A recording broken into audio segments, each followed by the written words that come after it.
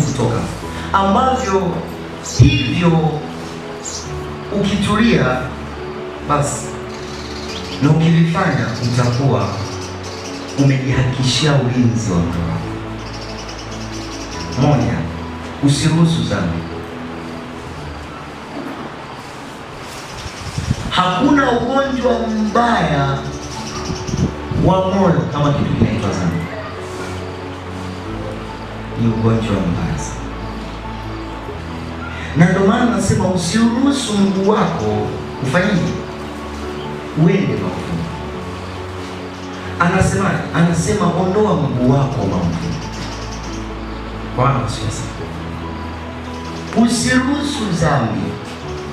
Dhambi ni ugonjwa mbaya ambao unaharibu moyo wa mtu. Bwana asifiwe. Na ndio maana yeyote anayeitwa mwenye dhambi, namna ya maisha yake ukiyaona ni maisha yaliyoharibika. Maisha yake ukiangalia unajua kabisa ni maisha yaliyokwamia.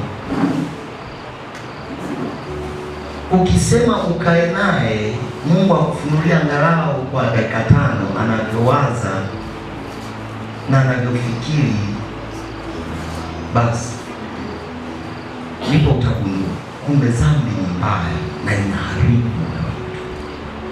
Bwana asifiwe sana. Kwa hiyo usiruhusu dhambi. Ondoa mguu wako maovu.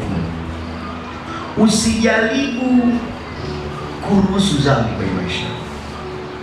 Dhambi inaharibu moyo. Bwana asifiwe sana. Inauharibu moyo. Dhambi haijawahi kuacha moyo hivi, na ndio maana dhambi ilipoingia kwenye moyo wa mwanadamu ndipo maadili yaliposhuka.